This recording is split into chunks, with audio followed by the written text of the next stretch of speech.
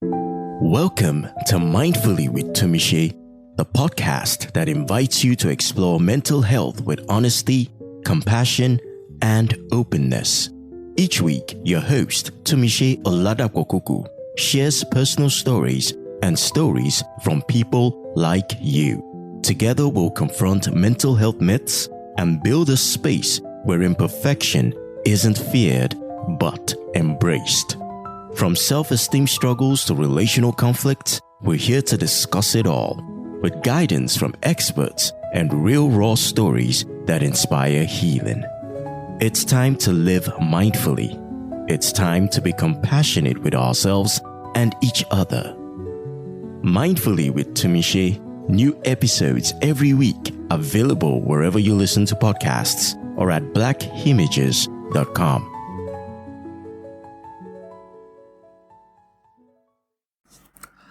I have learned that silence isn't always empty. Sometimes there's the loudest noise in the room, a thunderous echo of things are said, uncried tears, unfinished prayers. But I have also learned to sit with it, because sometimes that silence becomes a teacher. What is a home? A home is not just a place, it's laughter around the table, a partner's steady presence, little feet running across the floor. It's the sanctuary I am building, one truth, one child, one moment at a time. And fire? Though we fear it, I know fire purifies. It burns away the falls, it leaves behind the gold.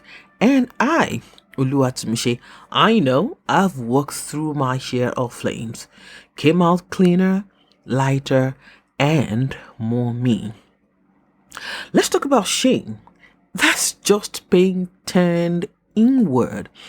A bruise you hide behind a smile.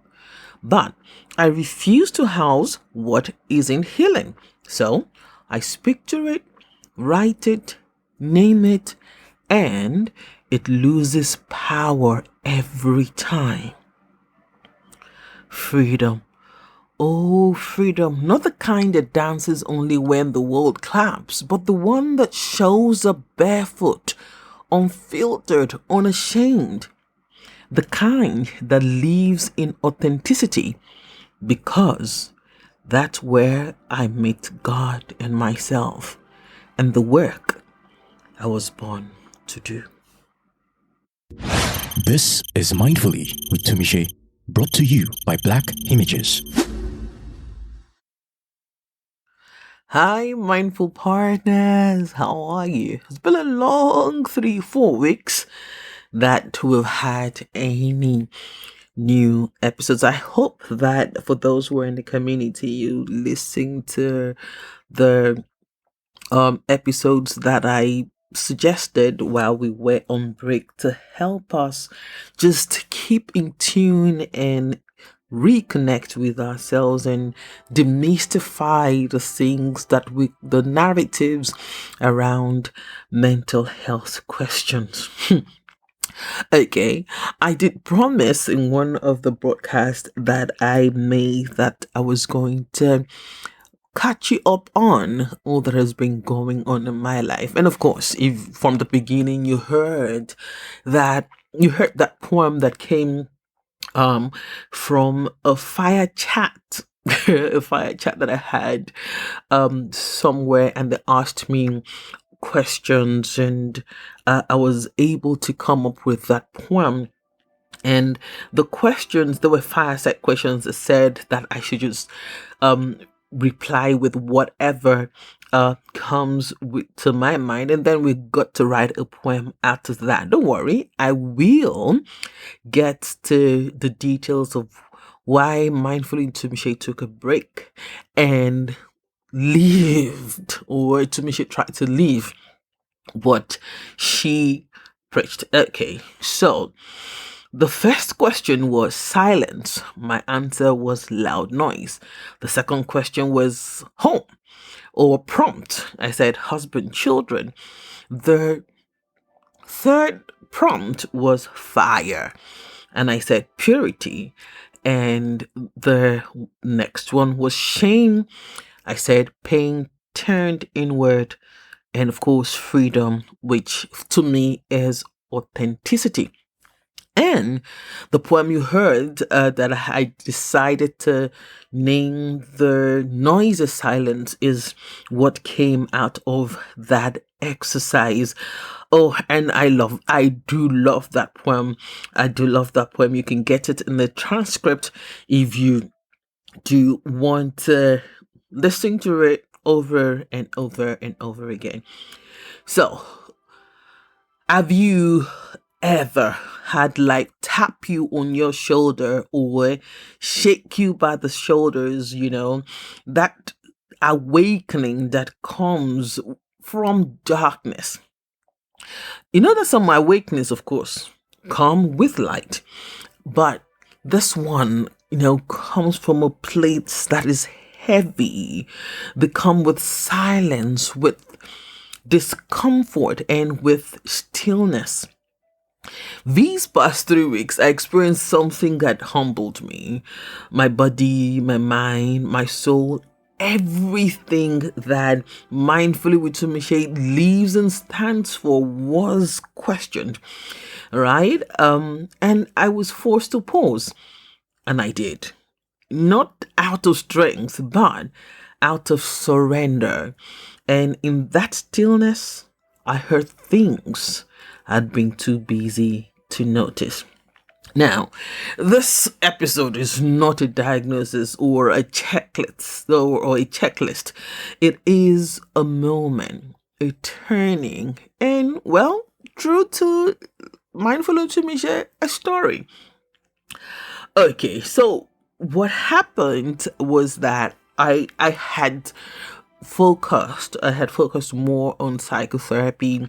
For those who know the story and was followed Mindful Chimishe for a bit, you know that I'm a person living with bipolar affective disorder. I'd run out of my medications and I had to get some review. And somehow there were some mix-ups and all of that, and that just sent me to places. I'm prone to have hypertension. My blood pressure never goes up. Even after the surgery last year, my blood pressure was still less than normal. For most people is about 120/70, but I am within the range of 90/73/70, or at the worst 113/60. But after this new medication, I'm still using my old medication, then some new medications were introduced and my body just literally shut down. I had my blood pressure go up to 149/101. It was quite scary. But you see, like I said, there are some awakenings that come from darkness, and this was one of them. I had to sit down and ask myself whether I was pushing too hard, whether I was doing too much, whether I had stopped listening to my body, whether I had stopped listening to people and myself, to be honest. And though it was a medical question, for me, I had to turn inward. I had to ask myself, was I becoming, for lack of a better word, bourgeoisie in the way I was speaking to mental health questions, to mental health narratives, to living mindfully? Was I, how does the Bible put it? Was I, what's the word now? Elevating myself more than I thought in my head. Okay, don't worry. Trust me, I'm very confident and very secure in who and what I do. But I had to sit down to ask those questions, and then review and re-strategize on how Mindfully to Michelle would go on from then on. I tried to record some episodes, maybe monologues and all that, but it did not come. Words weren't coming, ideas weren't coming. And for me, the moment I lose my words, I know something is definitely wrong. My body spoke in ways I couldn't ignore. And instead of pushing through like I've often done or I always do, I chose something different. I turned inward. Uh, this episode isn't just a reflection, it's a return, a reminder, and maybe, just maybe, an invitation for you too.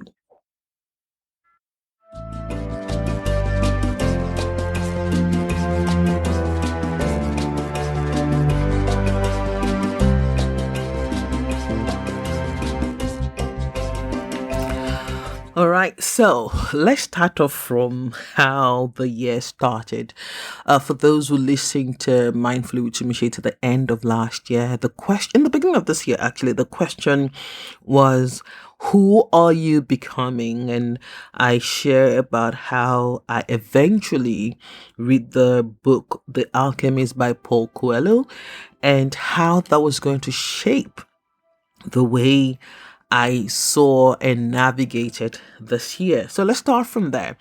There was a resistance, definitely, because I felt like I was on fire at the end of last year. I had old episodes, I had media appearances, I was doing things that I felt and I knew I should be doing. But the truth also is, I didn't live so much mindfully, right? I was allowing this season to swallow me, and then I put a call through to you know who, Moji, and she says to me, you know what? We need to get you back on mood stabilizers. Again, I resist. But I think with everyone who has a condition that you have to use medication for a long term, you will always push back. Sometimes you get so tired even and not take them, right? And then I forgot. Or did I forget? Or I thought I had gotten to a place. Okay, I was journaling every day. I still was doing my prayers. I was doing my breath. And of course, I was still in therapy. So, yeah, it was okay. But you know what this time brought back to me? It brought back to me August 2020, which was the darkest on this, or yeah, it's been, and I hope it's going to be the last darkest that has been for me on this journey as a person living with bipolar. It was the final time I was going to attempt to take my life. And that was how I felt when I got back on medication. There was the shame of, I thought you had gotten better. There was no need for you to be back on medication. You were doing well spiritually. You were doing well physically. So there was a lot of questions going on. And there was that resistance that was coming from my soul. But I said to myself, I was going to name this. I was going to sit down with what I felt was shame. And I was going to push through it. And then I got back to journaling. I got back to my psalms, my prayer. This is like I write my prayers a lot of times, so I call them psalms. I got back to painting because I had not painted since November. I got back to coloring. But this time around, I went back to them the way I had done in the beginning, and not as a chore, not as an obligation, not as, oh, Tumishe, the host of Mindfully with Tumishe, she has to be mindful. No, I went back to these things with curiosity. I went back open-minded with a blank state to learn new things that this season has come to teach me. And of course, I live by my personal aphorism that says life is lived in the transitions, and that was what I did. I got into many things to try to understand what happened or what was happening. And as I say, I rarely ask why me questions. I do not. I try to run away from why me questions. There are a couple of times I've asked, but I can't even remember. Maybe one time. But what I do is I have some go-to questions. The first being, what did this come to teach me? And the second being, what am I going to do with those lessons? And as I said earlier, I got to a point I had to ask these two questions in the last 3 weeks. And the first 2 weeks that I took a break, I kid you not, I struggled. Yes, my health was still on the balance, but I needed to really shut down mentally, socially, and even spiritually. And shutting down spiritually does not mean that I stopped praying or anything, but I stopped worrying. I tried to stop worrying. I tried to stop making everything around me so esoteric, and I had to sit down with myself and be like a child, right? Not childish, but childlike. I had to connect again with Oluwatumise, who was 5. I had to connect with my 5-year-old and how happy I took out pictures of me riding a three-wheel bicycle, wearing my blue dress and riding in our living room with a wide smile. I had to connect with that girl to help me find meaning to what was going on in my life. And trust me, of course, she came through. She always comes through. And then I sit down with her, and what Jesus said, it said, let the children come to me, for theirs is the kingdom of God. And that's what I did.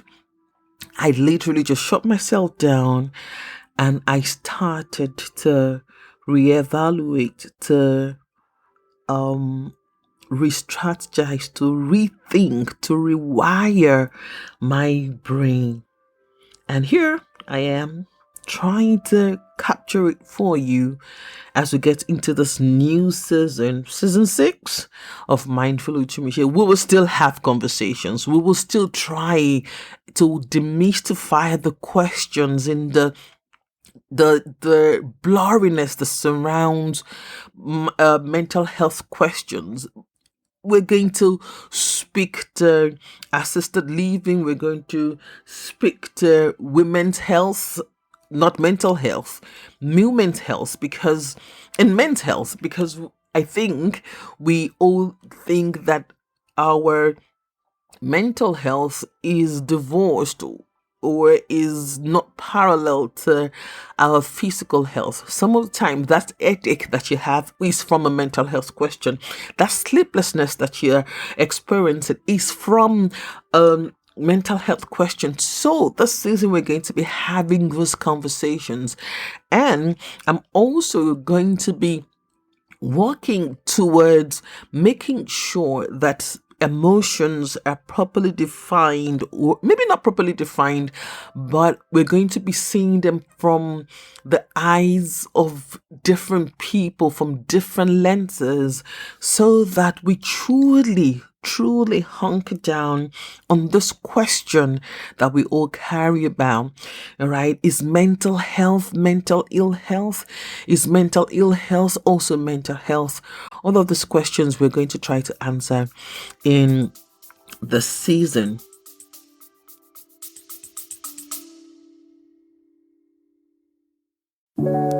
Sometimes clarity comes in silence. Other times it takes a gentle nudge, a conversation, a question, or a pause you didn't know you needed. That's what BHM coaching at Black Images offers. Not a fix, not a formula, but a space. One where your story is safe and your growth doesn't have to look like anyone else's. You can begin with a free discovery session. Just 30 minutes to breathe, reflect, and maybe, if you're up for it, sit with guided meditation. If life feels loud and you need support now, there's mindful coaching on the go. Short, focused check-ins that help you stay grounded when things feel shaky. For deeper shifts, there's the Journey to Being, a mindful exploration shaped by the framework from the book Living Mindfully, A Journey to Being. This isn't about perfection. It's about presence. And if you're someone who needs steady hands over time, the monthly and community plans are there, offering consistent support that grows with you. Visit blackimages.com when you're ready, not to be fixed, but to be seen.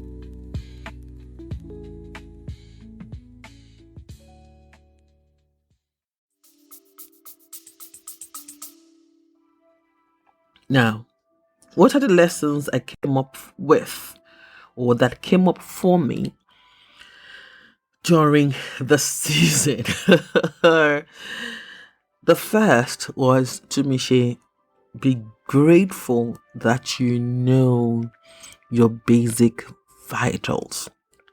That is my weight, my height, what I should eat, what I shouldn't eat, my blood pressure range. I know that if I go 3-4 days without sleep, that is some sort of precursor to a hypomanic episode. If I'm too gloomy and it's going on for more than a week, I know that I am swinging to the other side. And these vitals that I had on my fingertips, it was easy, or it made it easy for me to be able to connect with my doctors, have conversations with my doctors, and we could find quick solutions. I'm not going to sit here and say that there are no doctors who just don't who work according to patterns, right? And I'm not going to sit here and say there won't be some doctors who won't push back when you say But the truth is, I am grateful that I have doctors who listen, and that truly helped me, and I could sit down and truly take a step back. And I remember Moji saying to me, your words won't come back until you're shut down. That was scary, but it's one of the paradoxes that is so true. I had to shut down to get my words again. I had to shut down to get my voice again. I had to shut down to see how we can do better with conversations around health, relationships, and all of that. And I'm grateful that now on the other side of things, I'm grateful that I followed the omens. If you have read The Alchemist, you know what that means.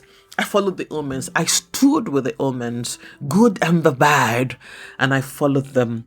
And I think I'm in a better place now. For now, my voice is still a little bit shaky, but compared to 3-4 weeks ago, trust me, I'm in a better place.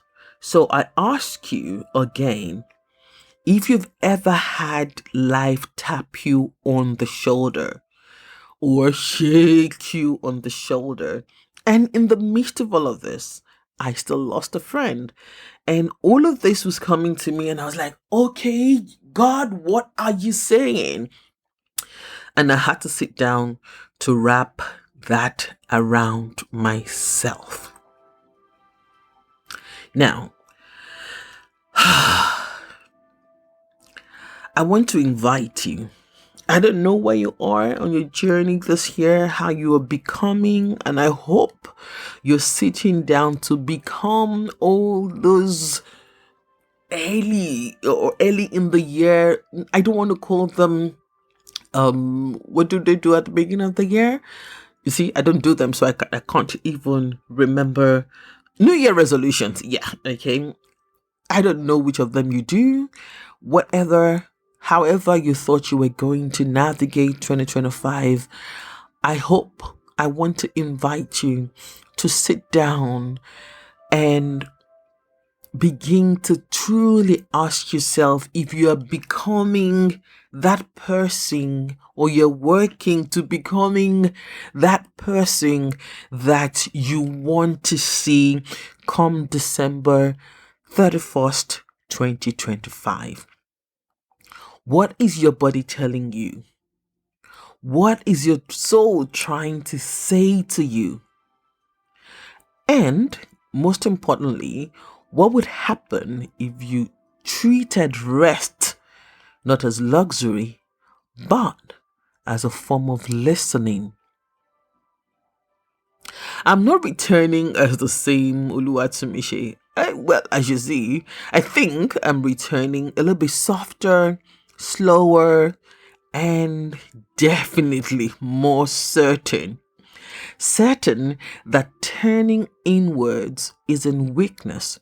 Certain that turning inwards isn't shame. There's no guilt with turning inwards and asking yourself the salient questions that you need on your way to becoming.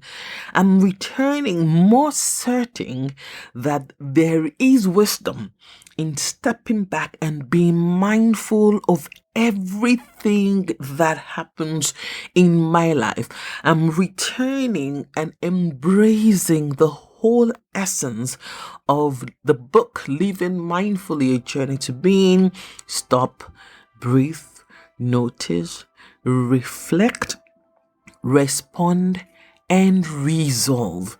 SBNRRR became what helped me through this season of life in 2025.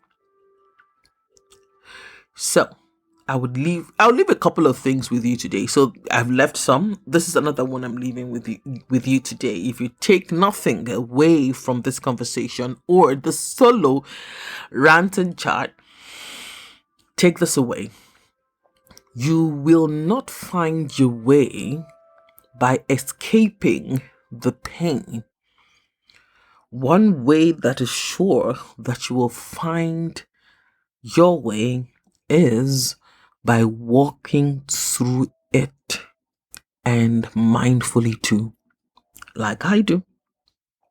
I repeat that. You won't find your way by escaping the pain. You will find your way only by walking through it mindfully. As I always say, sometimes maybe facetiously, but it's very real to me. Yin and yang, tibitire ladaye. The good and the bad work together to give us good. You cannot understand the bad without the good. You cannot understand the good without the bad. In the good, there is the bad. In the bad, there is the good. Everything in life is polar opposites, and that is why we have it. All right, that's why we have to take a step back when the not too good happens, and enjoy when the good happens in preparation when life throws a curveball. All right, how are you? Yes, you. You've gotten to this point, and I'm grateful. So I'm asking, how are you? What are you going to do with my story that I just shared with you. And if this touched you, feel free to share it with someone who may be needing permission to pause, or you yourself take this as a permission to pause. I want you to say to yourself right now, my body remembers, my soul remembers, and healing begins when I listen. My body remembers, my soul remembers, and healing begins when I listen. Thank you very much for sticking with Mindfully with Tumishe. We'll return next week. We'll start our conversations with guess who? You'll find out. Thank you so very much for keeping faith with us. And I hope that you share this. Follow me on socials, DM me, go to the website, and just be. Thank you for listening. I am Oluwatumishe Oladapo Kuku. Stay mindful. Soar.